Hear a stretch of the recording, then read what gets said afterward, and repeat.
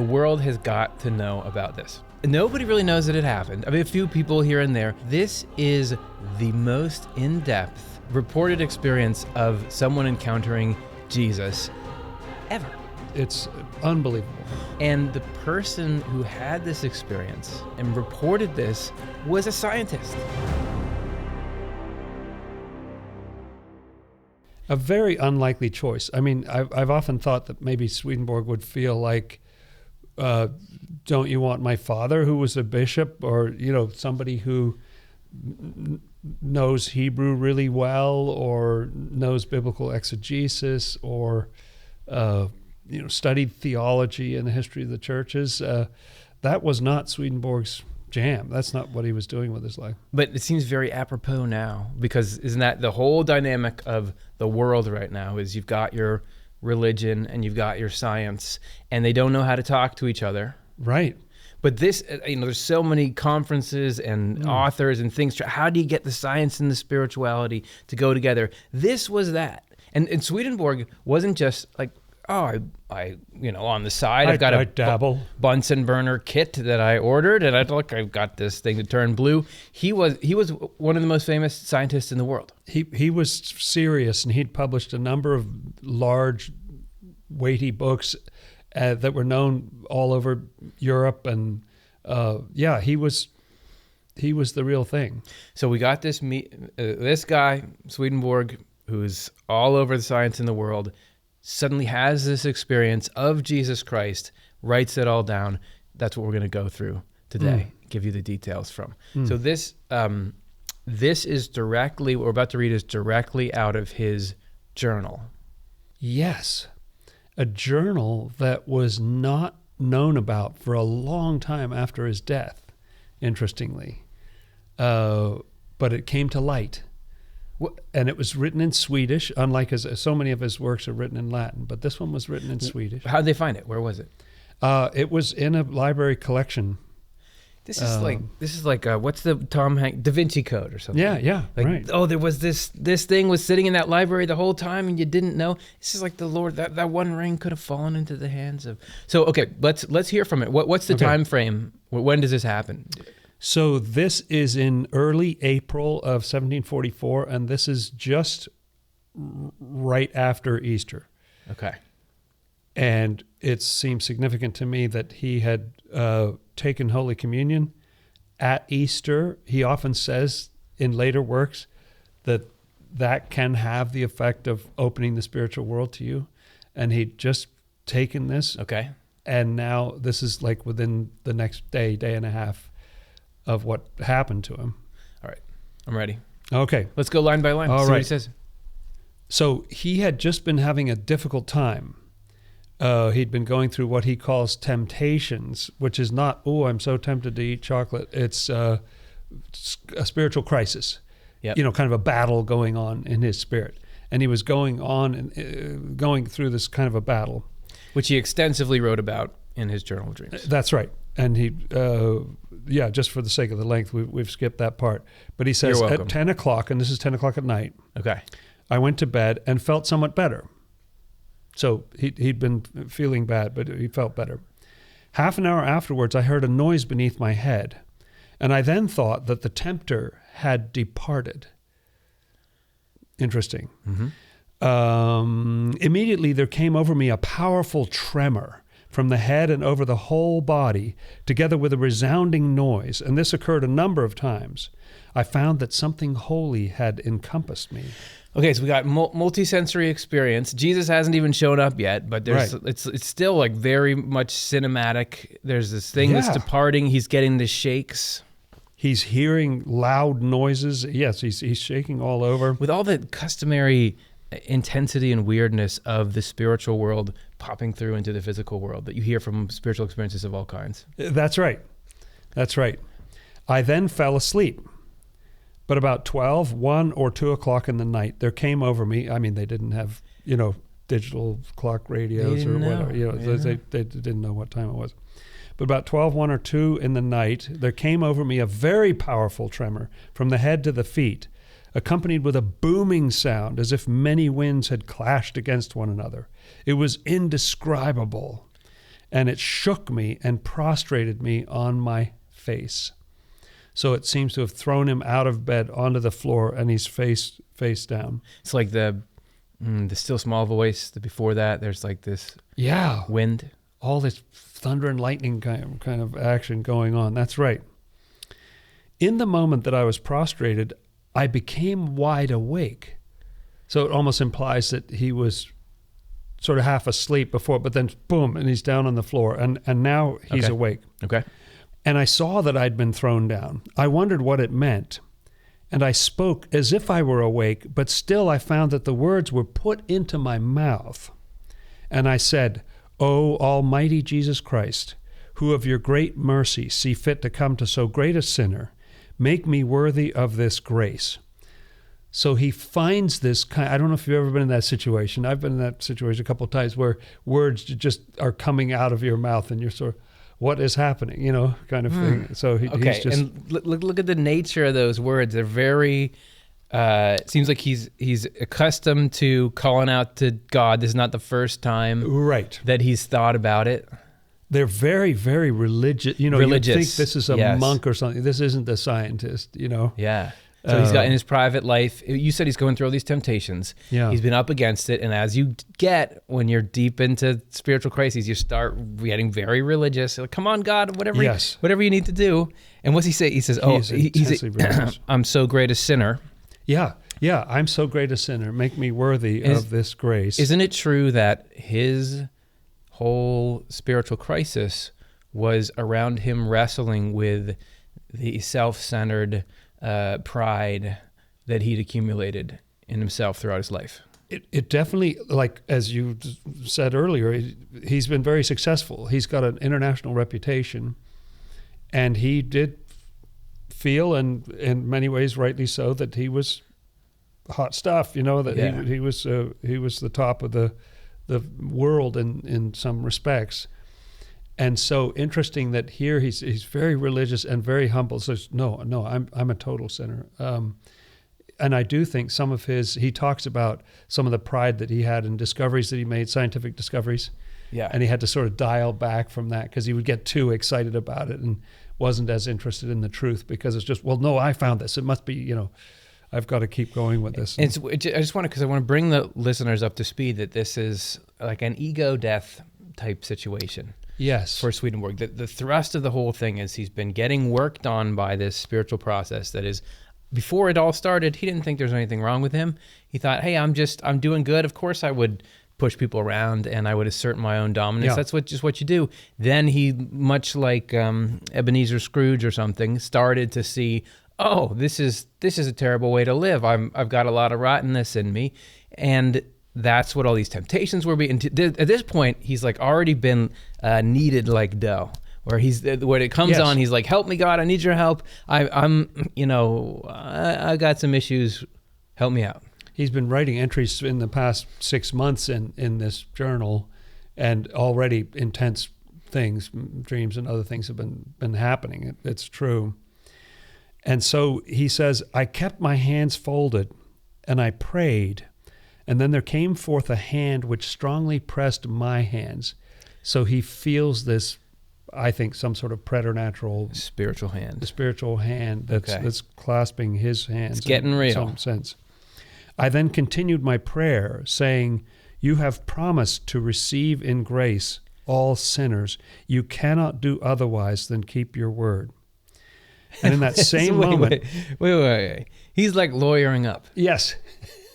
He's saying, hey, I know who you are. You're Jesus. Look, it said on the box, You take in all the sinners, respectfully, you're contractually obligated to take me in. Yeah, that's right.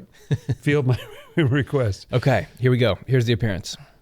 In that same moment, I was sitting in his lap and beheld him face to face. Now, that's really interesting. That's close up. Yeah. If you're sitting in someone's lap, your face is pretty close to their face. And Swedenborg is a grown-up. He's a grown-up. He's 50. He's 50. 6 years old at this point. Yeah, He's right. he's a professional. He has scientific papers in his name, and here he is. Jesus Christ appears, and what's Swedenborg doing? Sitting in his lap, looking up at him. Like, that's right. Hi. It was a countenance with a holy look, and all was such that it cannot be expressed, and was also smiling, so that I believe that his face was such also while he lived in the world.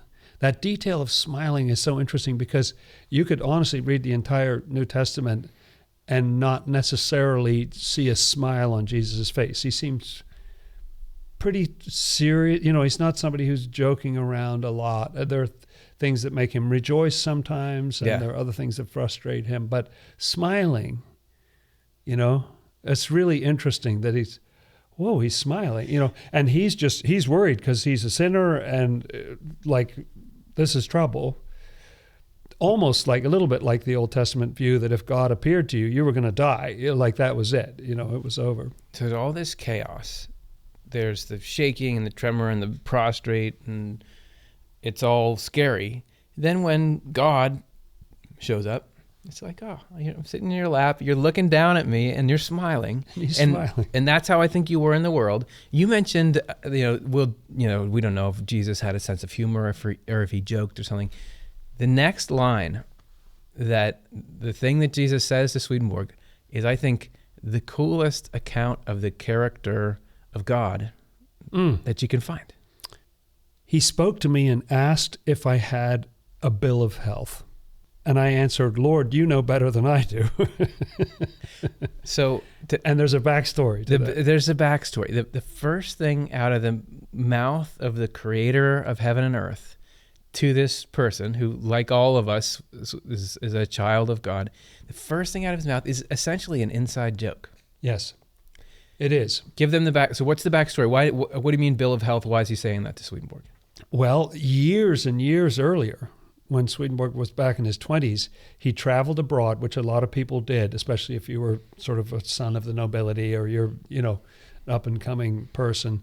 He went abroad for 5 years to study with the great astronomers and engineers and people around Europe.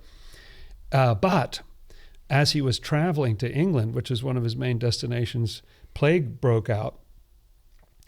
And so his ship was quarantined. And he was so impatient. He'd been waiting so long for this trip. He'd been iced for an entire year before the ship would even take off because there was war going on in the English Channel.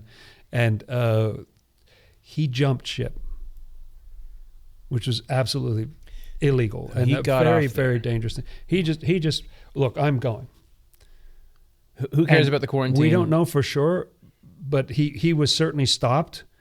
It was an offense. You could be put to death because you've got to stop the plague. You can't have plague just, okay, so you come you're going to bring this into the country of England. That's why they quarantine them and hold them there at the dock. But I gathered that somebody pulled strings for him and got him out of the death penalty. But I can imagine that when he hopped off the ship, here's this Swede walking around in England. Somebody probably asked him, do you have a bill of health? Right. Do you have a certificate showing that you can be walking around in this city? And the answer was no, I don't, And what's amazing about that to me is that story in the New Testament where Jesus appeared to some of the disciples, but not Thomas. Thomas wasn't there. And Thomas doubted, and Thomas said, unless I put my fingers in his wounds, I'm not buying it. And when Jesus appeared to them behind closed doors, first thing he said is, do you want to put your fingers in here? Yeah. He heard the conversation. Yep. He heard the conversation, and he refers to the conversation. So Jesus is showing, I was there with you when you got off that boat. I know what happened to you. I know your story. If you're going to go and give a talk to a group of people who's maybe they're from a different part of the world than you, or you grew up in their town. Scrub that last thing I said. You grew up in their town. Presidential candidate. I grew up in this area. Yeah. The first thing out of my mouth is going to be something that we all understand. We know. I went down to Jerry's onion rings stand when I was little, just like you all did. You know what I'm talking about. That's what God is doing here, saying I'm one of you. I was there. I didn't think of that Thomas one, but with Paul, isn't it true that the first thing when Paul had I'm talking about the New Testament guy, Paul has the vision of Jesus. He says it's something like, it's not good for you to kick against the goads. Yes, right. He says something that's a little quirky and inside jokey to him as well. That's right. That's right. Yeah. Yeah.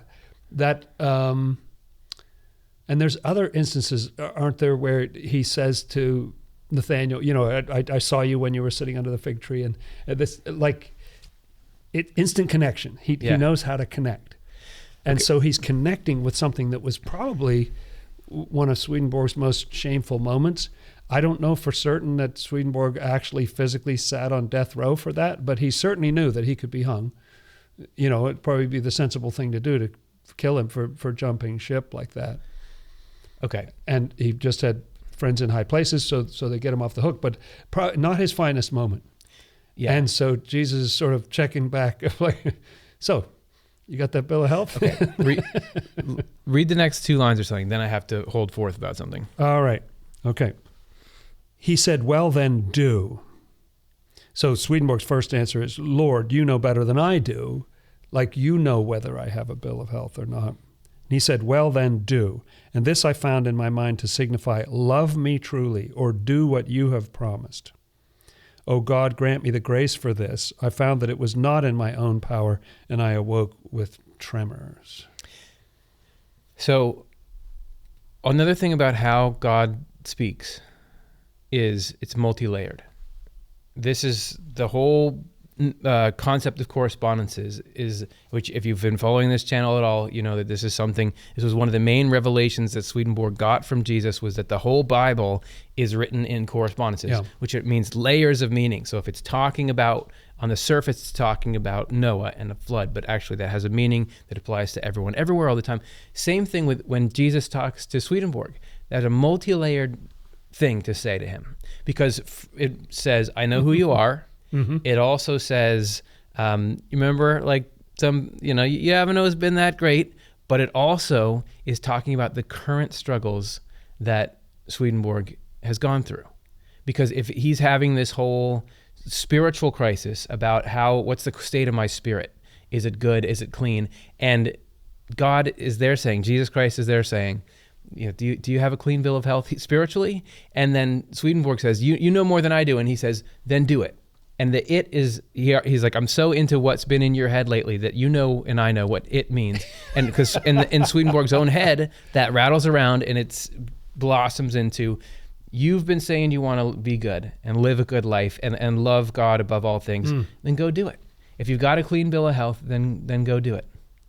And he's talking to something very active, as we can tell, because Swedenborg has used the word sinner of himself several times already in this exchange. So he's feeling I don't think he's just making that up. He's just been through these temptations earlier in the evening.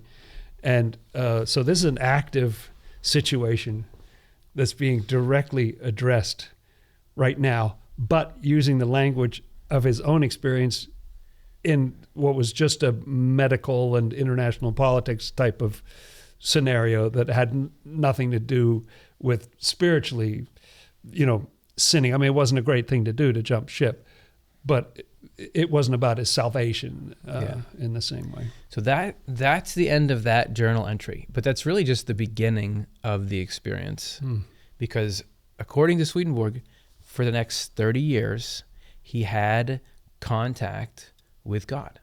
And done through the Bible, a couple other visions of Jesus. That's right. It's striking me right now that when Swedenborg does all this explanation of the inner meaning of Scripture, which is the first thing that he publishes after these events, it's 5 years later, but when he starts to publish, it's all about the fact that the Lord is inwardly, that this is the Lord's story. And it's really striking me right now that he's writing about somebody who he's met personally, looked in his face. Yeah. You know, like he got a sense of, he tries to describe what the feeling, the holiness, that smile, he got a sense of who this is. And so he's not, it's not abstract. It may come across that way sometimes, but this is somebody he knows. I didn't think about that when he writes True Christianity and I think Married Love, and says servant of the Lord Jesus Christ. Yeah. He's thinking of this guy. He's thinking of this guy that he met, who's close to him, close to all of us, and everything that follows and everything we're going to talk about in the rest of this show was things that Jesus told him about how heaven works, about his own life, about Jesus' own life, about the things that Jesus said and what they mean. So this is where I talk about the expansiveness of this account. I want to, before we get into that, there's a letter that Swedenborg wrote where somebody had asked him the question, why you? Why, who do you think you are, essentially? Yes, right. Yeah, which is a question a few people had for him. Yeah. So this is a letter to Oettinger. Who's Oettinger? Do you know? Gosh, I should have prepared. He was a prelate, whatever that is. He was a thinker and writer about spiritual topics who was a little, you might say, countercultural. He was a little edgy for his time. Okay. And was very interested in what Swedenborg was saying. I'm not sure he bought everything, but he was intrigued. It's pretty good for no prep. So this letter back to Oettinger, who had asked him at some point, and this was 11/11/1776 when this was sent.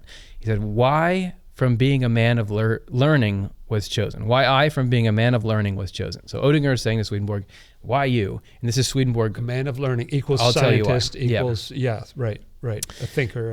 And Reply. It was in order that men may be taught and understand naturally and rationally the spiritual things that are being revealed at this day. For spiritual truths have their correspondence with natural truths.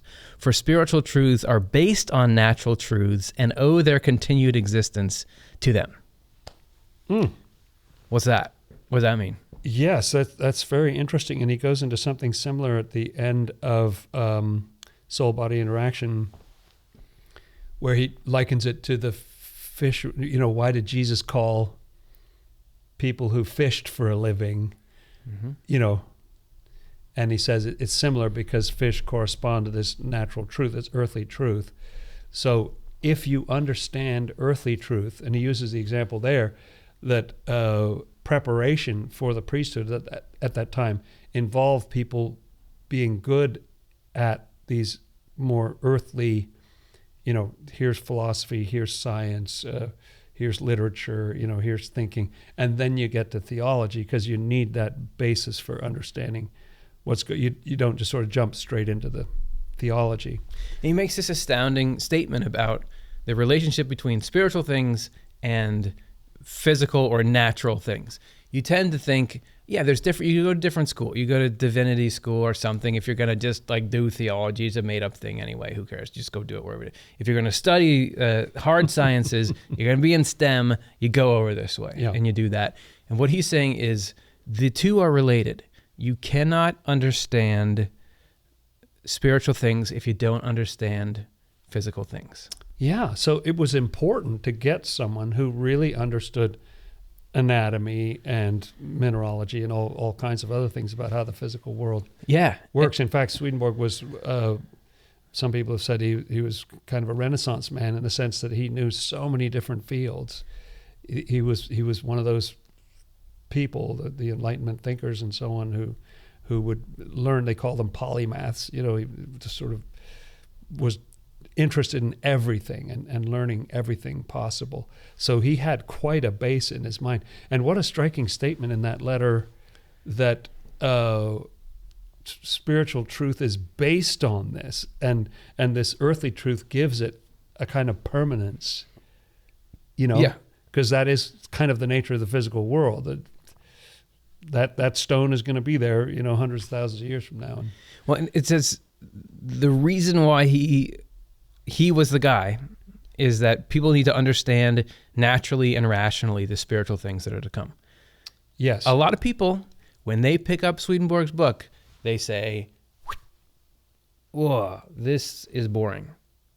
This is too dry. There's not enough spirituality in here. There's not enough persuasive. There's not enough flowering rhetoric that's going to uplift my mind. So this doesn't sound like a guru. This just sounds like some weird textbook about something I don't know what he's talking about. Yes, this is endlessly I shall technical. tell you the 7 points of the following thing. Here's point number 1. So now I discussed that. Point number 2 goes like this. Sorry, I'm nodding off. That is the Swedenborg experience. He will just go very regimented, the geometric style of argumentation, all those things.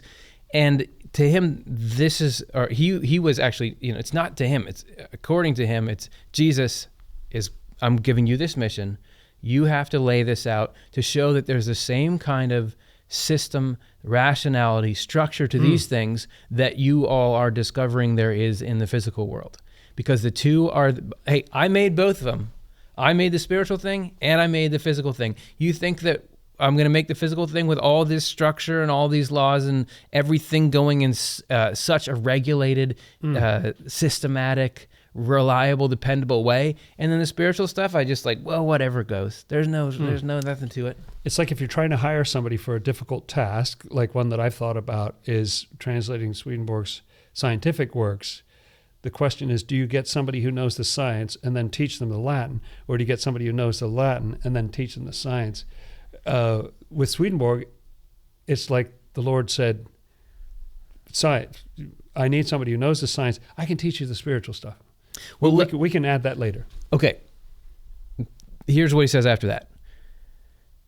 I was therefore introduced by the Lord, first of all, to the natural sciences. In this way, I was prepared from 1710 to 1744, in which year heaven was opened to me.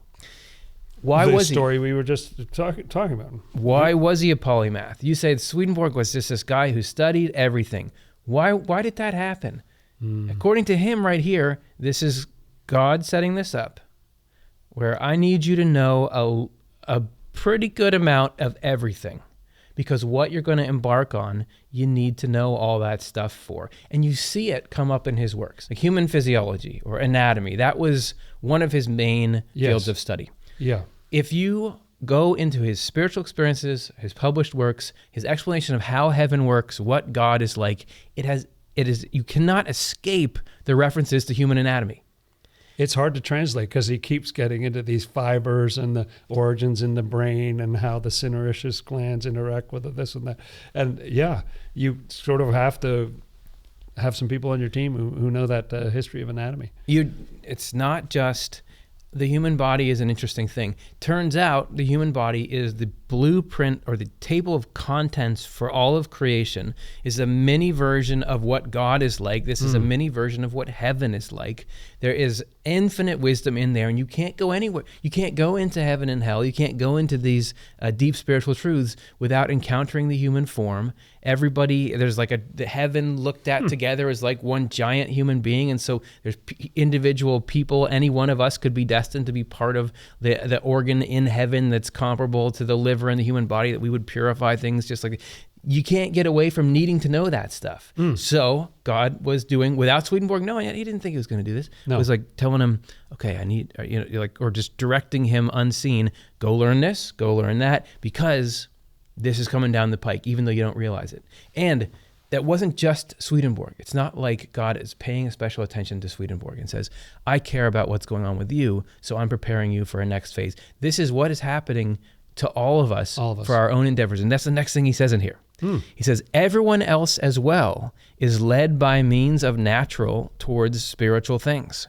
For man is by birth natural, by upbringing moral, and afterwards by being born from the Lord, spiritual. In addition, the Lord has granted me to love truths spiritually. That is, not for the sake of reputation, nor for gain, but truths for their own sake. For the man who loves truths for their own sake has his sight of them from the Lord being the way and the truth. But the man who loves them for the sake of reputation or gain has sight of them from himself. Seeing them from self is seeing falsities. And you can see to some extent that's true of him because he sacrificed his reputation big time. he had a big reputation. Look and where he threw that whole thing over, and to a lot of people, some people made himself a laughingstock. Look where he ended becomes up. kind of a byword or a joke or something. Look where he ended up. This guy who was up there, leading edge of the state of human intellect and knowledge and technology and everything at the time. Where is he now? No offense, couple of weirdos talking about him in a YouTube, and this is like a little room in a basement, talking about him. Poor guy. That's what he's got. And it's because of this. It's because he went into the spiritual stuff. He could have been reputable, stuck with what he had. It's not like he would have eclipsed Isaac Newton or something, but he would be in there. He'd be in there. It's like, this guy did a good job. Somewhere in the pantheon. Yeah, that's right. And he threw that over. And I think it was heroic. But then I'm a weirdo. He's the king of the weirdos. But there's another qualification. That why did God choose Swedenborg to write this thing? And it sounds weird to say that, but that's how all of, at least in the Christian tradition, that's how it always went. All the books of the Bible, somebody wrote them. It's never, apart from the 10 Commandments on the tablets, it never says God actually wrote these. It's always, he appeared to so-and-so. He appeared to David, or he appeared to Moses, and then they wrote everything down. Same thing with the Psalms, the New Testament. Is there a gospel of Jesus? No, it's Matthew, it's Mark, it's Luke, it's John. Yeah. So this is always how it goes. So saying that, let's say that's how God just does things. Right. And he's always writing through these people, but he's doing something through all of us. In all of our little lives, we have something that God's doing through us, right? So with Swedenborg, he was saying, all right, I'm going to do this thing. For some reason, I need this rational explanation of the true nature of reality in here. There's two things. I need you to learn all the sciences, so I'm going to make sure you know all that, so you have the basis to write this down, and you need to get good at writing and everything. But the second thing was a humility test. You have to be able to love truth for its own sake. If you can come to say, I need to put this out into the world because it's the truth, not because it's going to kick back a reward for me. Right. That would make him willing to, okay, I'll embark on this, even though it's going to do the opposite of getting me a reward. I'm doing this because the truth is good and it needs to be heard by people. It needs to be heard. This is urgent. I don't care what anybody thinks. This needs to be out there in the world. So that's what that's the mission Swedenborg said that Jesus had been preparing him for his whole life. That's right. And I think that must have been, as you hinted at a moment ago, in retrospect, that he saw, because probably all that time between 1710 and 1744, he didn't know. I mean, he wanted to have a position at the University of Uppsala, but he didn't get it. And then he's working with Paul Hem, who's a scientist, and then he's, engineer and inventor. But he probably didn't know, like, what comes next. But then as he looks back, it's like, oh, wow, because this was late. That he ran into Oettinger and told him these things, wrote to him. And so looking back, it's saying, wow, that was all preparation. He didn't know it at all. He was trying to go for the opposite, as he himself admits in his journal. What he was trying to do for the beginning part of his life, which a lot of us do all the time, is he was trying to advance himself. Trying to be somebody. He was trying to be as esteemed as he could be. He was trying to be as powerful, as wealthy, as beloved, as well-regarded as possible. And that was the fire that was pushing him for a lot of his life. He thought that's what he was doing. What he didn't understand, and this is the same thing God does with everyone, is God was making all that self-centeredness actually lay the foundation for something really good. He talks in Divine Providence about, which I think is such a great analogy, how the Lord uses, he talks about, for one image, like if you had a big stone, but it actually has a threaded spindle, sort of like a chair or something, that you can raise the stone, even though everything about the stone is trying to go down. You can use that because it's on a thread. You can wind it up. Or when you're trying to back a screw out of a wall, where do you press? You press in as hard as you can. Right? Because you need it to connect. No, I'm not pressing hard enough. You press even harder, and now it backs the screw out. And Swedenborg says that's how the Lord leads us. So you think about, Swedenborg has his agenda, and then some things are being successful. So he may think, well, God is favoring what I'm trying to do here. Look, I published this, it's getting celebrated all around Europe and everything, really establishing a reputation. But the Lord was taking him somewhere else. I had something, that's great, but I have something else in mind. And actually using his motivation to get him somewhere where the Lord needed him to be for this humbler phase of his life. And the reason, the outcome of all this is like when the story's over and the dust settles, who comes out of this looking good? It's not, wow, Swedenborg was so great. The one who's so great is Jesus. That's right. And that's how it is in everybody's life story, is that it turns out that even though it's not like, look what I did, Swedenborg can't say, look what I did for the human race. He was like, I was trying to go the other direction. I would have screwed this whole thing up. Turns out God took the ball and ran down the entire field with it. And that's the way Swedenborg wanted it. Because as he said, after this encounter and everything, he loved Jesus. And and from that loved the human race, because that's what Jesus loves. And so it's like, I'm happy to, like, whatever I can do. Swedenborg went from, how can I serve myself, to, is there any way, Jesus Christ, that I can help you do what you want to do for the human race? Because what you want to do for the human race is what it's all about. Yeah. That's where all of us get as we move forward in spiritual growth. It's like, how do you do what love wants rather than, Team Curtis? Right. Okay, so now let's look at what Jesus taught Swedenborg to give to the world after this initial encounter. Hey, thanks for watching. Hope you're enjoying the show. You may be thinking to yourself, how did a show like this ever happen? The only reason this show could happen and does happen is because of you, because of people like you donating to make it happen. We are the Swedenborg Foundation, which is a not-for-profit. The only way we can make the content we make is when people like you think, I'm going to support this and make a donation. So if you want to help this show happen and help these ideas get out into the world, click the link in the description, make a contribution, and you'll be part of the engine that makes this whole thing go. Okay, cool, thanks. Back to the show. So as the record shows, Jesus Christ, 1745, appears to prominent scientist Emanuel Swedenborg. They get to know each other a little bit. Jesus says to Swedenborg, I'm going to show you how everything works, because I want you to write this down and tell people in the world with a rational explanation everything about me, everything about the world that I've created and set up, and everything about the afterlife, about heaven and hell and what all that is.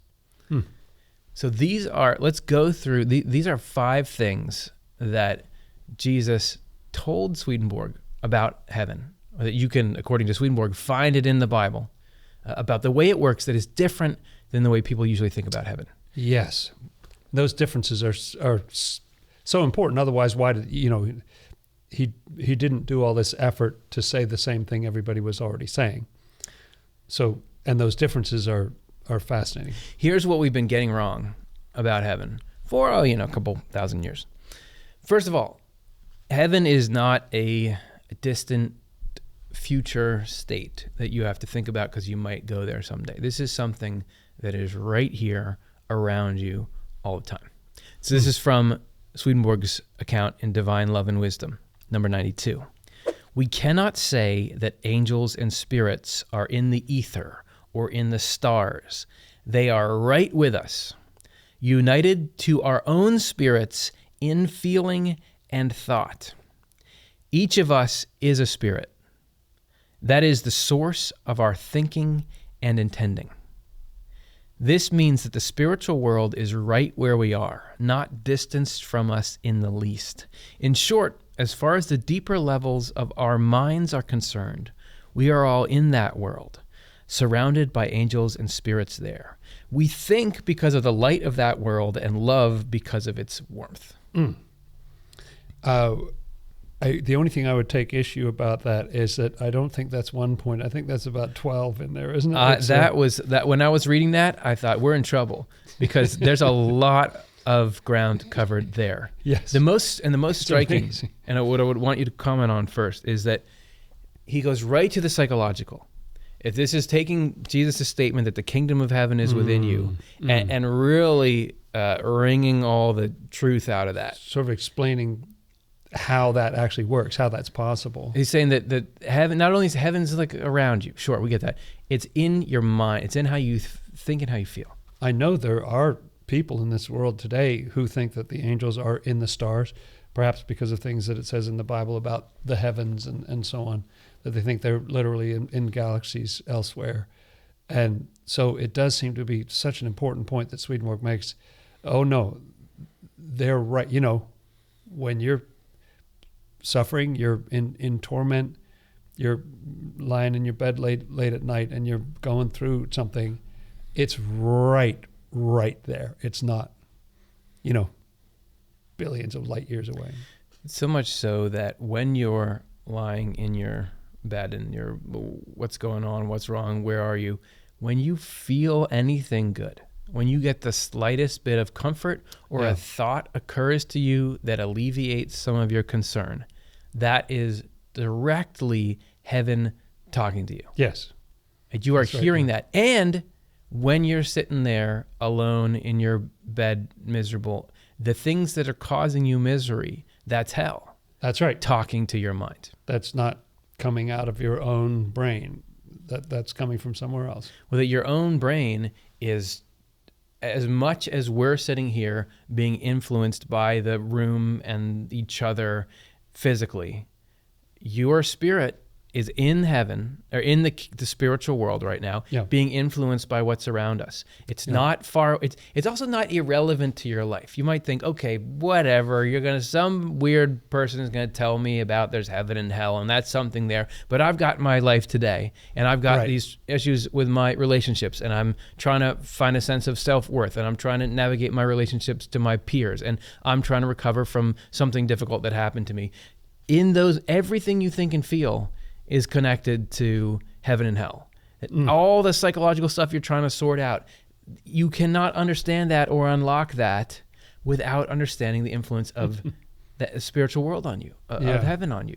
The kingdom of heaven is really within you. There's a silly thought to bring in at this point, but I think it's in one of Woody Allen's movies, he says that the concept of heaven strikes him as buy now, pay later. You know, no, says Swedenborg. No, it's right now. It is a transaction that's going on right now. Okay, so let's expand on that, because the second thing that Jesus Christ wanted Swedenborg to tell all of us, according to Swedenborg, is that heaven, rather than being fundamentally a place in the afterlife, is a state of mind. It's a state of being. There's like the afterlife where there's heaven, but there's heaven there because of the heaven inside you. This is how he describes it. Okay. This is in Secrets of Heaven 3:6-3-4. People who are in correspondence, that is, people who love the Lord, have charity for their neighbor, and therefore believe, are in heaven as to their spirit, and in the world as to their body. Accordingly, they make common cause with angels, so they are also images of heaven. There you go. So this is, speaking of relevance, you can right now do heaven. You can be doing that. Yes. It's so tempting to think that this is something that it's just about the afterlife, worry about it when you get there kind of thing. It is very different to be told that this is somewhere. It's a state that you can be in now. It's a state that you've already been in. It's a state you've experienced in your childhood. Very pronouncedly. Maybe you don't remember, but you were there. You know, the book of Revelation says, remember from where you've fallen. Well, we've all been there. And it's accessible to us all the time. I mean, it's something that's with us, and it's a state. So why is Jesus, when he comes, sure, he makes a couple of cryptic statements about a future event happening. This is where a lot of people get the idea of the rapture and that sort of stuff. Right. Most of everything that comes out of his mouth is about how you live right now. The Sermon on the Mount. That's right. Okay, turn the other cheek, go 2 miles with it, the love one another as I have loved you. All of that is teachings about how to be a good person now. If heaven is something far away, why is he spending so much time on that right now? Yeah, and it reminds me of those parables in the New Testament. There's one where the master, whoever it is going away to a far place, and all the servants are waiting, and they don't know when he's going to come back. And so there's a couple of options. If the servants are kind of obediently waiting and they don't know when he's returning, but they're doing the right thing, that's okay. But if they're drunken and beating each other and all this, that's bad. Well, that's very much about how you're living now in the apparent absence of the Lord, right? It's not about a someday situation. It's about your behavior right now. Why would we have to sit here and slog through 86 and a half years, or whatever the average life expectancy is in whatever part of the world you're in, of just some pre-prep nothingness when the real stuff is happening in heaven? Right. And why do some people get to go when they're 6 months old and some have to wait till they're 101 or something? And yeah, it doesn't make sense. Heaven is something you can be doing right now. And what are the ingredients to it? Love the Lord, have charity for their neighbor, and therefore believe. So the belief in the existence of God, that Jesus is God among us, that actually isn't the first thing. The first thing is loving the Lord, who is Jesus, but loving the Lord is much more about doing what the Lord asks. Famously, when Jesus is talking to, is it Peter? When he says, "Do you love me?" Yes. And Peter says, "Yeah, man, I love you." This is his disciple. I'm paraphrasing just a little. "Yeah, man, I love you. Feed my sheep." And again, he's not talking about my sheep in the field over there by the hill. He's talking about human beings. Feed my sheep. And then he asks him again, "Do you love me?" And Peter says, I just said that. "Yes, I love you. Feed my lambs." And then he asks him again, "Do you love me?" And he says, "You know that I love you. Feed my sheep." So right there, he's saying, if you love me, loving me doesn't consist in you talk about me a lot. You got a picture of me got up. a picture of me on the It's wall. fine to have that stuff, but he's saying, if you love me, go out and feed my sheep, which means love your fellow human beings. So when that is what's driving the engine, then yeah, that is what believing in Jesus is, because you're going to live in your life based on it. Doing those things, okay, you're doing that. You're loving your neighbor. You're the kind of person everyone wants to be around because they can trust you and because you're kind and it doesn't mean you never have to make distinctions or something, but that's what heaven is. That you can bring a little heaven into earth in your own life, and you can do it right now. That's what we're talking about. Difference number 3 between what we think about heaven and what is actually going on in heaven, according to Jesus via Swedenborg. Heaven is not a reward for good behavior. What? I know. It's actually... Oh, then I've been wasting my time. It's like, okay, can I get my last 30 years of my life back, please? It is actually, it's not a reward. It's not like God was watching you and saying, was that good? That was good enough. Now here's this money. But it is a state of accepting what's good from God. This is how Swedenborg describes it in his book, Heaven and Hell. It can never be said that heaven is outside anyone. It is within, because every angel accepts the heaven that is outside in keeping with the heaven that is within. We can see then how mistaken people are who think that getting into heaven is simply a matter of being taken up among the angels, regardless of the quality of their inner life, who believe that heaven is granted merely because of the Lord's mercy. On the contrary, unless heaven is within an individual, nothing of that heaven that is outside flows in and is accepted. I think it was a very prominent idea, a very understandable idea, that you just go there. You just go to heaven. So after you die, which way is heaven? Okay, and you just go there, and then it'll be great for you. And Swedenborg has so many stories of how not great it is for people who aren't prepared, or people who have unheavenly goals of the type we were talking about a moment ago. They have trouble breathing. They go through agonies and so on. It's not enough to be there. You have to have that heaven within, and then that can carry you into that world and make that delightful and pleasurable for you. But without that, again, these all seem to be pointing in the same uncomfortable direction. Does Jesus Christ love everybody? Are we or are we not his children? And when Swedenborg encountered him, he was like smiling down at him. If he has blanket happiness for anyone sitting in his back pocket, that's heaven. and that if you just doesn't matter who you are, what you're doing, if he gives it to you, you'll be happy. He should not be holding that back if he loves everyone. Why would he just sit there with it? Right. That makes him this weird punitive sort of monster while all of us are suffering needlessly, because he could just heaven all of us. But if you understand that heaven is a particular state of being, and it is a state in which this is the reason why Jesus is sitting there commanding everybody, come on everybody, love each other. Heaven is a state in which you love people and want to do them good and enjoy doing what is good. The joy in that is what heaven is. And that if you go be around heaven, let's say you're in the afterlife and your spirit is free of your body, but your spirit is full of these impulses to dominate and use and manipulate and harm people, deceive and whatever. Yes, right. That's what's fun for you, and that's what you've been doing. And you go into a place where everyone cares for everyone, and there is no hierarchy and showing things up and everything. That's not what you're going to love. That's not going to be great for you. So you're going to hate that. So what God is trying to do throughout everybody's life is what he was doing with Swedenborg before, is trying to get all that unheaven out of you so that you can let the heaven in. And he talks, I love that passage where he talks about because we can easily get into that of thinking, I'll do this good thing and I'll get a reward. I'll be thanked, or I'll be, you'll get a little sugar of some kind for doing the good thing. And he says at some point, your reward for doing good things is that you were able to do it and you did it. That is your reward. You're able to do it, you did it.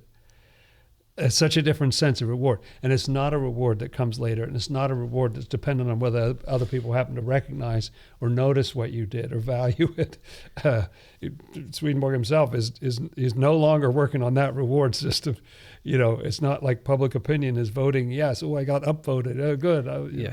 I'll keep going. No, it's something else. You had the ability to do it. You did it. That's your reward right there.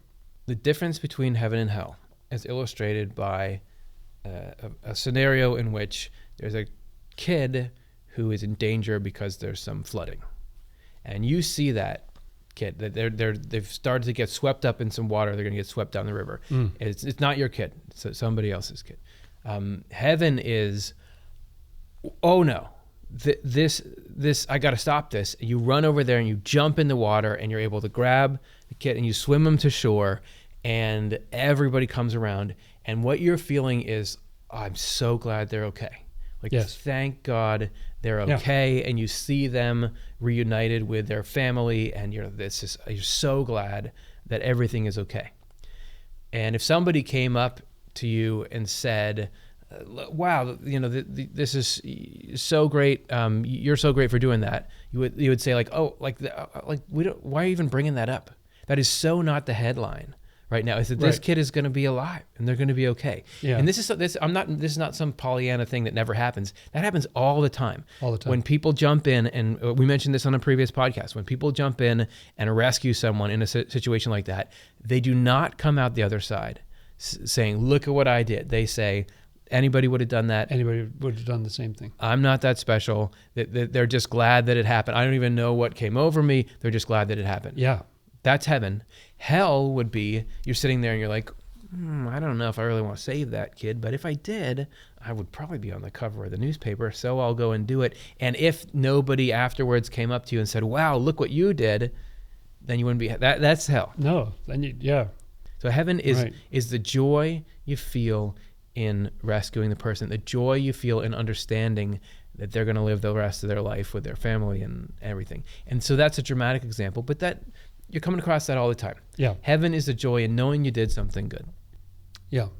That's what the kingdom of heaven is. It's not the only joy you ever experience, but that's like the foundation of what heaven is. So it's not a reward. It has its own reward inside of it. Yeah. Yep. All right. The fourth difference between what people think heaven is and what it actually is that heaven is work. It's not idleness. Heaven is not, I don't have to work anymore. And heaven is also not, I worship God all the time. Now, you promised me it was going to be rest from labors. You said that. You said rest from labors. You promised I was going to get to rest. Okay, let me see what Swedenborg's... I know, this is like bait and switch here. I know. This is from Swedenborg's Married Love, number 5. Heavenly joy is the pleasure of doing something that is useful to yourself and to others. We were just saying that. And the pleasure of usefulness gets its essence from love and its outward expression from wisdom. The pleasures of usefulness that grow out of love through wisdom is the soul and life of all heavenly joys. But if that soul and life are missing, the accompanying joys become not joyful, but incidental at first, then trivial, and finally dreary and troublesome. That's right, and that's in the context of a whole series of experiences of people who thought they knew what heaven was going to be for them, and then they get to experience it, and it's not heavenly. It doesn't sustain them. And I think what the Bible means when it says you'll have rest from your labors is that labors are not that you do work that you love doing. Anybody who's had that experience, and not everybody gets to have that experience all the time, but anybody who's had that experience knows that that's not work. I mean, I'd keep doing it if you never paid me again, kind of thing. It doesn't feel like work. It's not a strain. It's not a burden. It's like, oh, I hate this, but I'll keep going.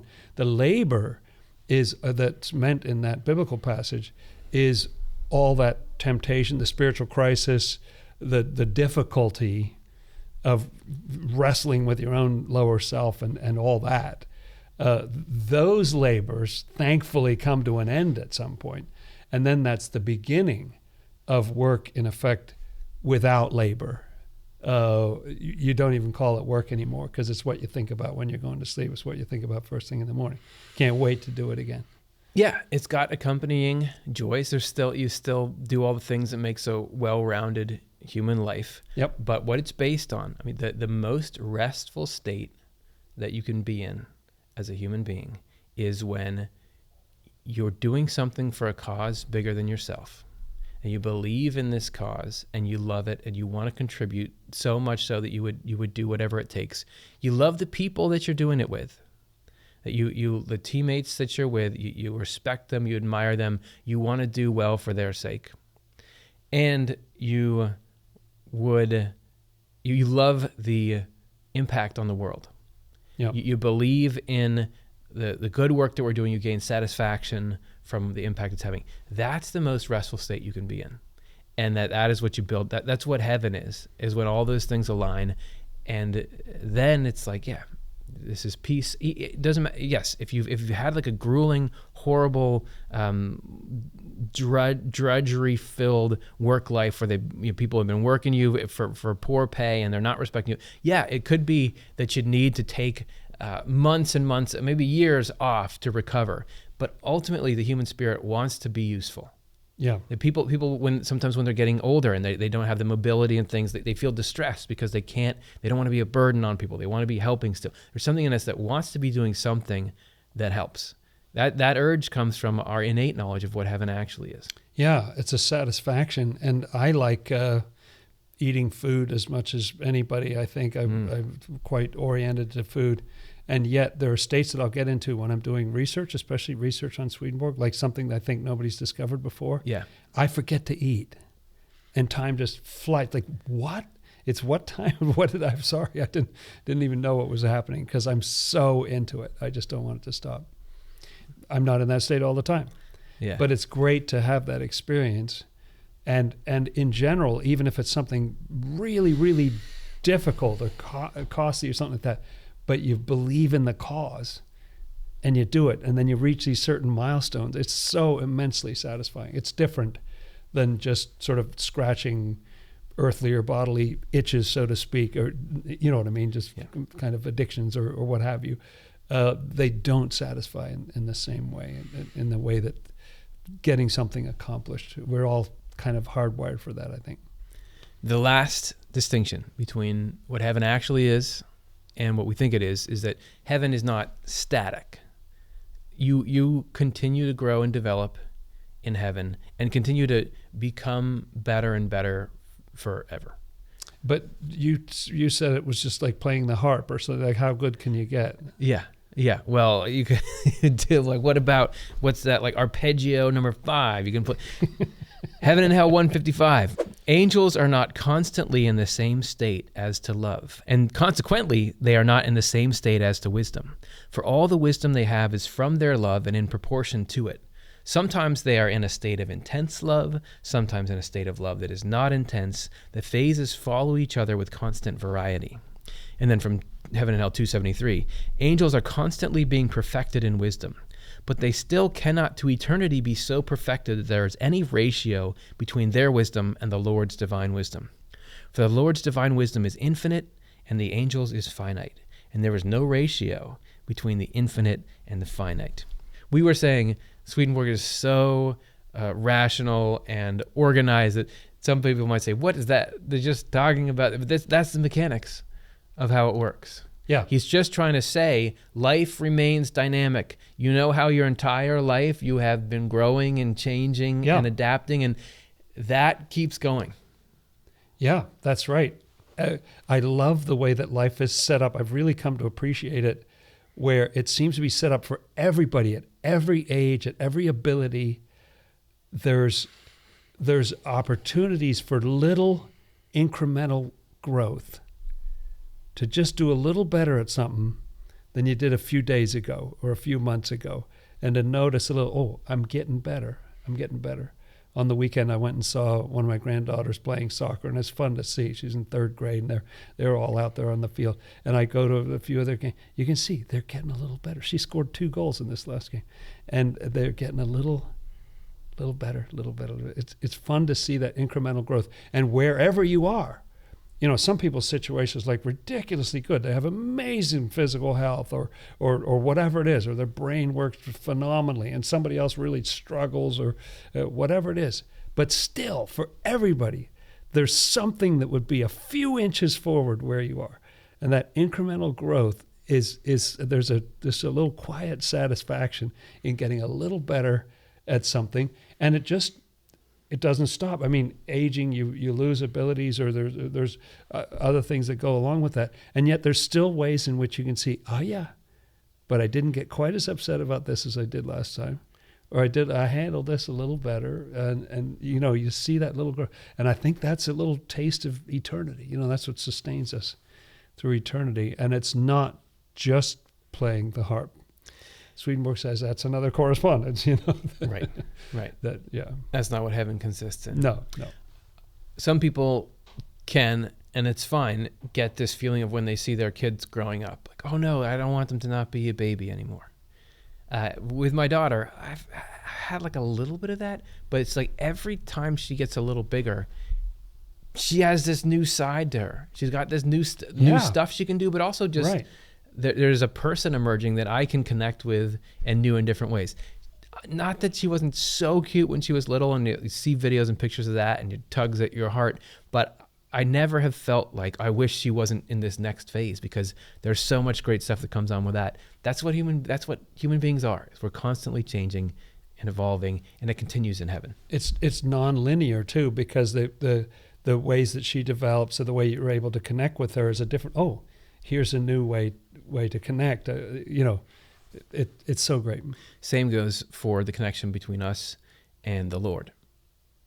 We continue to be able to understand him better, and so we can grow closer in a more meaningful way. And that's a big component of what heaven is, because that joy of helping and being useful and all that, that's just really more of him having an influence on us. Yeah. So let's go through. There's 5 scientific discoveries about heaven, or 5 things that Jesus showed a scientist about how the physics of heaven works. I mean, these weren't peer-reviewed. They didn't do experiments, but this is Emanuel Swedenborg coming back and saying, not just, I went to the afterlife and here's what I saw, but this is E = mc squared level, permanent truths about the nature of the spiritual world. Because those first 5, maybe you didn't have to be a scientist to pick up on those. I mean, you have to be interested in truth for its own sake. But he also goes to some interesting places here. This is how heaven works. This is how the afterlife works, in case you want to know. One, there are in the spiritual world, in the afterlife, there's a stratified atmosphere. So there are different layers of what he calls atmospheres that you have to be acclimated to in order to go to different parts of the afterlife. This is what he says. An abundance of experience in the spiritual world has shown me that there are several atmospheres distinguished from each other by level. One kind of experience was especially convincing, namely that angels of lower heavens cannot breathe in the realm of higher angels. They seem to labor for breath, like creatures taken out of the air into the ether, or like creatures taken out of water into the air. Then, too, the spirits below heaven look as though they were in a cloud. And so Jesus didn't just sort of reveal this to him back at the beginning. He says an abundance of experience. So it's interesting to think about Swedenborg kind of with his clipboard and his lab coat, just, seems different here. So what's going on here? You know, and he's checking it all out. Yeah. And figure out, oh, this is so different that some people can't even breathe in these different environments. So that I gather there are actually different atmospheres, which is, I mean, who says this kind of thing? And it has to do with the state of what's going on inside you. So that goes back to why doesn't God just let everyone into the highest heaven right now? I mean, he loves everyone, right? Well, it's just like saying to your Sherpa, you love me, let me walk up to the top of Mount Everest right now. Let's do it. No, you got to train. You got to train, you got to ascend slowly. Or to your dive instructor, I want to go back up to the surface. You love me, just let me go up to the surface right now. You're going to get the bends. Yeah. The heaven is like that as well. That there are levels of love and wisdom which are just as important and as intense as the difference in atmospheric gases here. It's amazing to think that our own spirits right now are able to, I've never thought about it before, but they're able to breathe. Like they breathe in different ways. There's different spiritual substances that they breathe, that they're fed by in that way on those different levels. But don't you sometimes say about like this person's on another level. Their thinking is on another level. That's true. It might just be literally true. Yeah. Okay. Number 2, there are in the spiritual world this repeating pattern that follows the pattern of the human body. So things there tend to have a lot of disparate elements that work together like what you find in the human body. This is what he said. This is from Secrets of Heaven 3624. Let me now relate and describe some amazing things that so far as I am aware have never been known to anyone or even entered anyone's head. The whole of heaven has been formed to correspond with the Lord and his divine humanity. So Jesus has showed Swedenborg that heaven is an image, literally the body of Christ that's the form, the schematic form that heaven takes. It's like a person. The whole of heaven has been formed to correspond with the Lord and his divine humanity. Human beings have been formed to correspond in absolutely every particular with heaven and through heaven with the Lord. So that's why our bodies are like they are. This is a huge mystery that needs to be revealed at this time and will be treated of here and at the ends of the following chapters. That explains why it was said several times in preceding sections describing heaven and communities of angels that they belonged to some region of the body, like that of the head, chest, abdomen, or some part of our organ there. The reason is the above-mentioned correspondence. I have a silly image in mind about this. If you go to London, which I know you've done, and you ride the tube, mind the gap, and everywhere you go, there's a map of the whole underground because you need to know, do I get on this line or that line? Yep. And there is a map for heaven. And not only Swedenborg, but it seems like everybody up there, they know, I'm part of the kidney, or I'm part of this ligament that attaches this to this, and they all know that map. They all sort of navigate by that map. And yet down here, does anybody know that heaven has that shape or how specific it is? it's not just sort of generalized, like, yeah, there's a head and a torso and no, it's gets down to minute details. Everything that happens within the human body. And as we learn more and more of that, as we develop these microscopes that can go in, the way that RNA is involved in replication and protein synthesis or whatever it does, there's something going on in heaven and inside your heart and mind that corresponds to that. And there's something in God that is the sort of the real version of that little process we see here. You're walking around inside the map. Yes, that's you're wearing the map. You're wearing the form of heaven. Yeah, you're wearing the map. It's like that show Prison Break, wasn't it, where the guy had the form of the prison tattooed on his, or whatever it was. He had these amazing tattoos, and it would show him how the whole prison went for his escape. Hey, we're all wearing this map of heaven. Yeah, you already got that tattoo. It's just you. Yeah. So the form recurs across everything.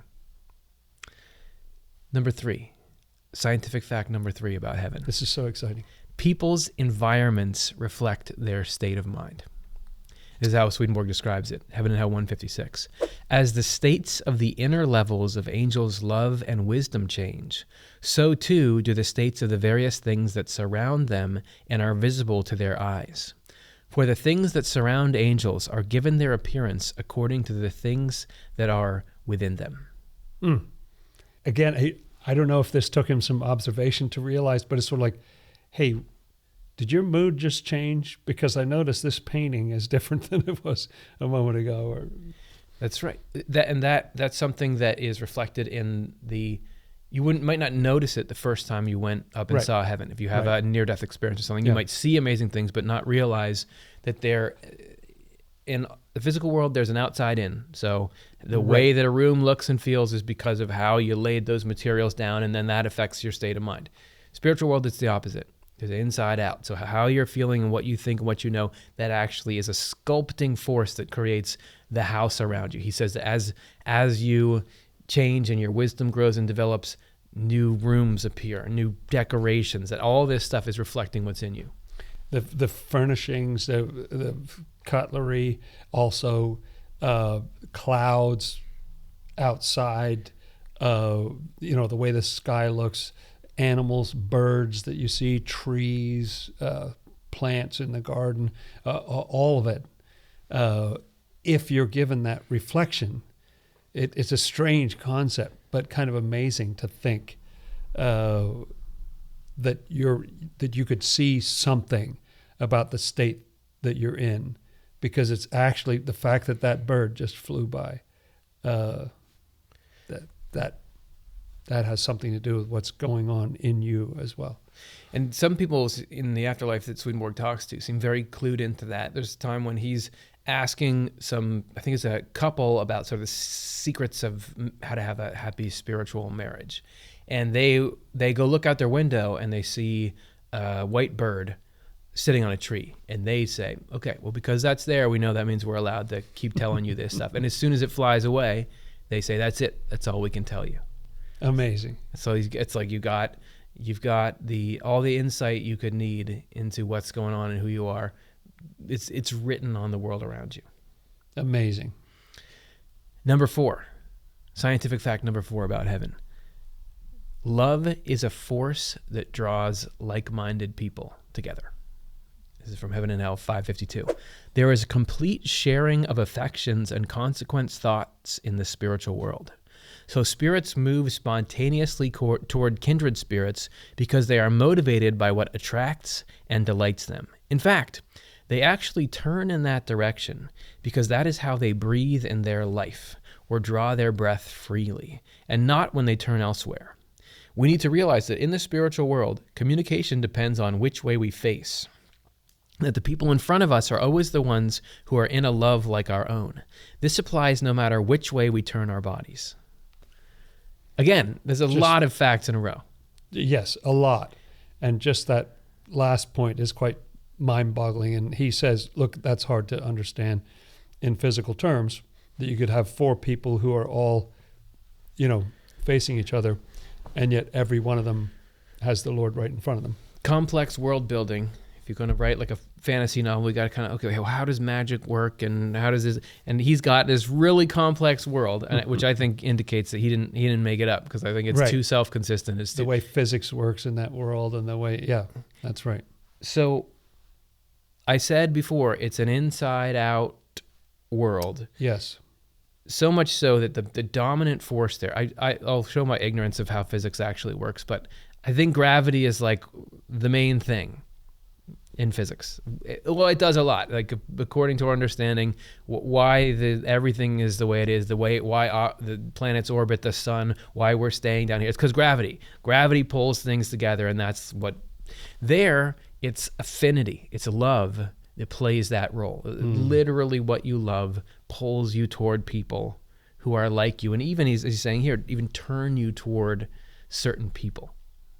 And as you turn, your communication abilities, I mean, doesn't he say sometimes that if several people are together and having a conversation, and then somebody gets bored with the conversation, they get a sort of a vague look, and then they might actually disappear because they're just literally not into it. You know, they're not enjoying the conversation anymore. Yeah. And so whoop, off they go. And we experience something like that in this world, where you can see somebody who will just suddenly say, "Oh, I was miles away, and I was tuned out," or I was somewhere else. People will say. You can see that on this video. Like, we could see when people, like, a bunch of people tuned out at this part. That must have been a little too weird or a little too boring. This is people's tolerance for this, and the graph goes up and down. So that is proof of what we're talking about. I'm just saying, the more that does happen within the human mind. You absolutely can be in a room with someone, but you're checked out, and you're not really hearing what's said. You're not with it. Yeah, you're not hearing. You can be very much closer to someone who lives a couple thousand miles away from you than you are to the people in your neighborhood. That's right. Emotionally close, intellectually close. It does. The thing that Swedenborg is saying is that dynamic is already at play in us, because we're spiritual beings as well as physical beings. And what happens after we die is that we're going to be with those people, with kindred spirits. Right. Which is a cool thought. From all over, from whenever and wherever, anybody who loves things in similar ways. Nobody's exactly the same in the whole universe. But those similarities, kinship, brings people together. That's what creates communities of heaven on the other side. Okay, number 5. In heaven, there's no time and space. So you can never run out of time in heaven. You can never run out of room in heaven. This is from Heaven and Hell 163. In heaven, there are no years or days, but only changes of state. Where there are years and days, there are times. Where there are changes of state, there are states. So I don't know what it means yet, but instead of years and days, we've got changes of states. He goes on in Heaven and Hell 192. All motion in the spiritual world is the effect of changes of inner states, to the point that motion is nothing but change of state. This is how I have been led by the Lord into the heavens, and also to planets in the universe. This has happened to my spirit while my body remained in the same place. This is how all angels move about, which means they do not have distances. And if they do not have distances, they do not have space. Instead, they have states and their changes.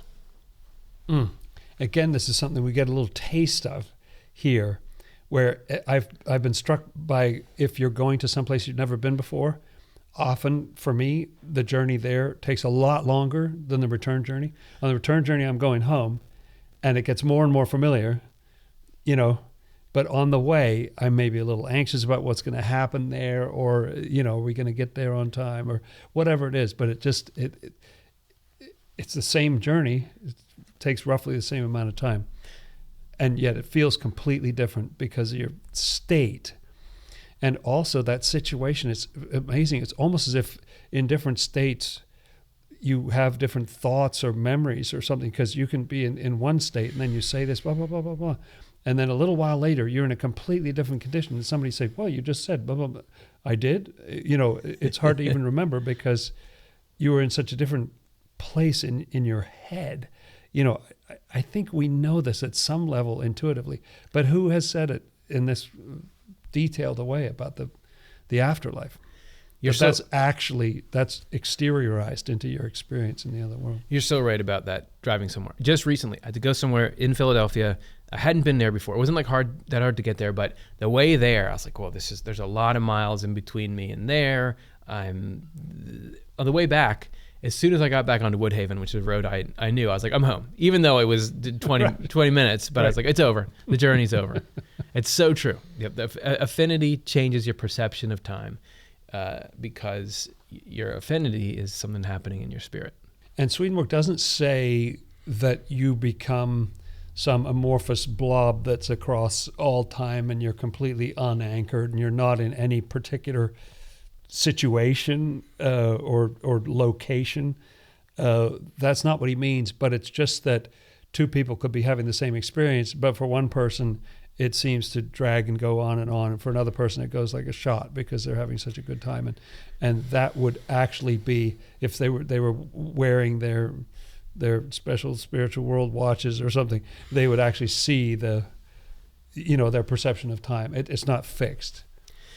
A lot of what you would experience if you go to the other side is very similar to this. People have conversations, they walk into buildings.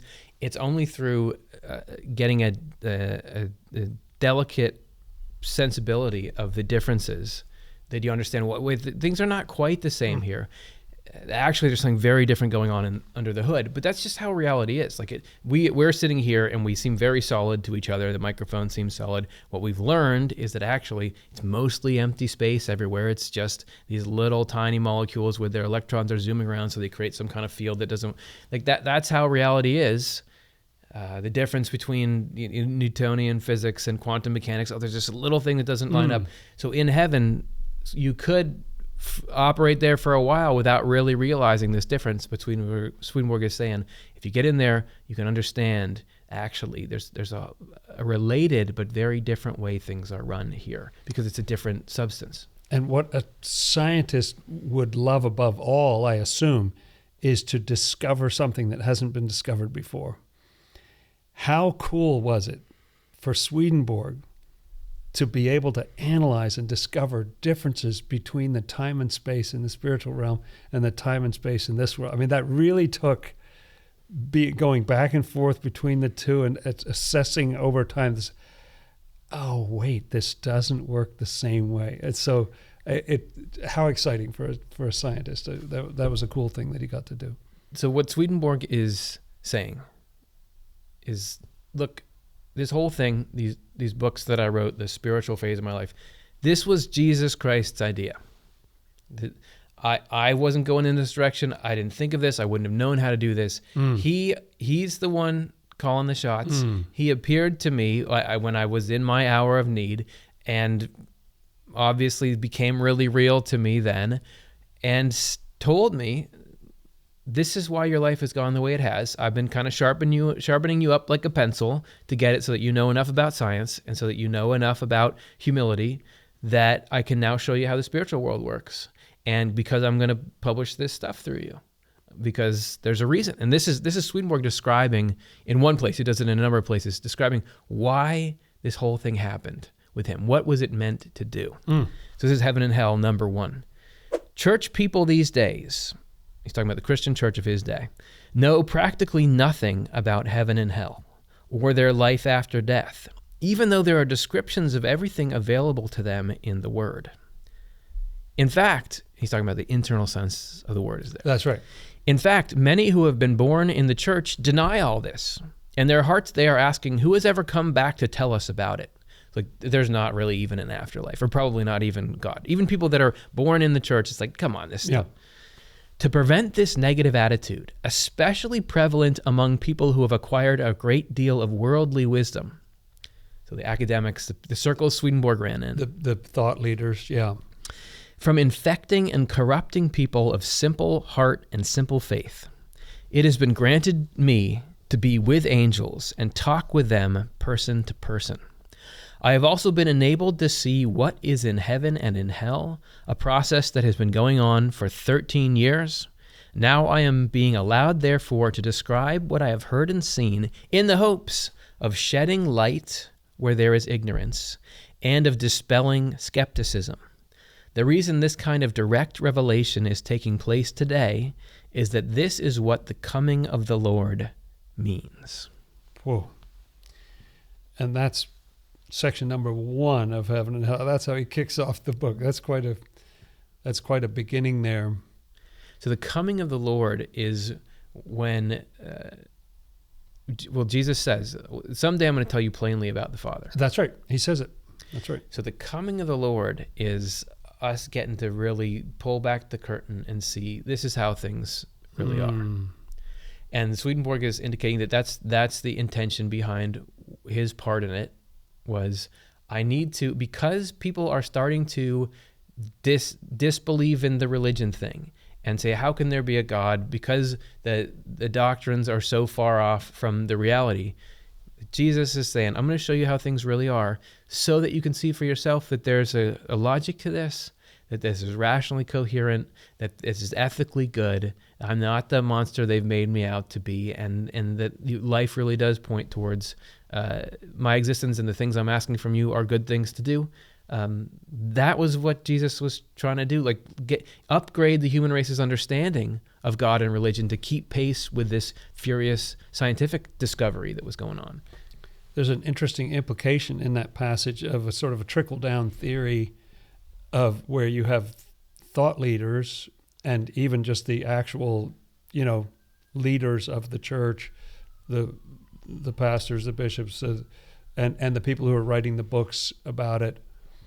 And Swedenborg has a concern that they're getting so far into a different view of what Christianity is and doubting the existence of the afterlife and doubting some really basic things about Christianity.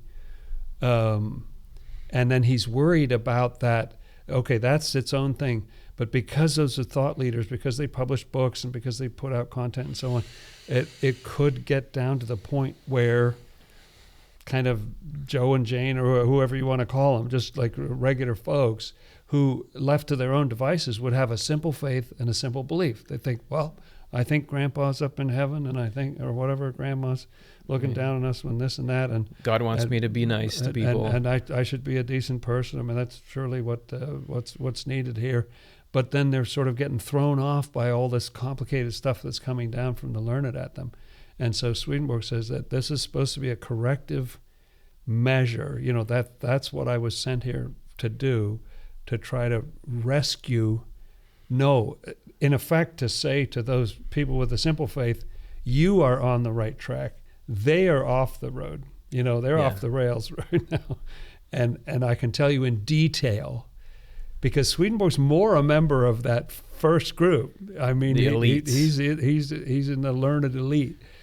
But he was open and interested in the truth for its own sake. And so the Lord was able to lead him to say, okay, here's a message for these people. Yes, you do go to heaven right away when you die, and you are the same person, but you can develop, and so on and so forth. All those beautiful things we talked about.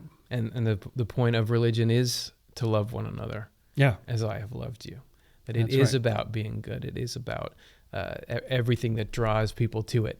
And the rub is that, according to Swedenborg, none of this was his idea. This was Jesus' idea, to tell him all this stuff. And that while you can certainly, when you get into the books, obviously Swedenborg is present there. Like you hear Swedenborg talk about his own experiences and all that. But what Swedenborg would say is that what you're seeing through me being used like a pen or something, this is Jesus telling you this stuff. Yeah. And I think that's up to every reader to start to discern, do I really believe that? Does it seem to be? But I think for me, like why I love hanging around Swedenborg's books, and Swedenborg is fine. I like him, but I'm not like a huge fan of, and I haven't read any of his earlier scientific works. I don't care about that as old crusty stuff. I don't care. However, I love the voice that's in those books. And if it turned out that that's when you look at all the teachings that it describes and the way the world is laid out and the picture of God it gives it, if that's really the character of Jesus coming through, then I'm into that. That's great. That's great with me. Yeah, I'm hooked on it. Can't get enough. Well, hopefully everybody, that gives you a little insight into this amazing encounter that's been reported between a scientist and Jesus Christ. There's plenty more to look at. The good news is you don't have to come to us for it. It's all there. Yeah. You can just get in there, read everything from Swedenborg's Journal of Dreams, where he details these experiences, to his quite something spiritual diary that he keeps for the whole time, where he's talking about his daily spiritual experiences, to his published theological works, where he explains how he got what he got, and it's all there. You can dive into it and see, do you meet Jesus Christ in there? Great. Thanks for hanging out. That was fun, Curtis. I'll see you next time. Thank you.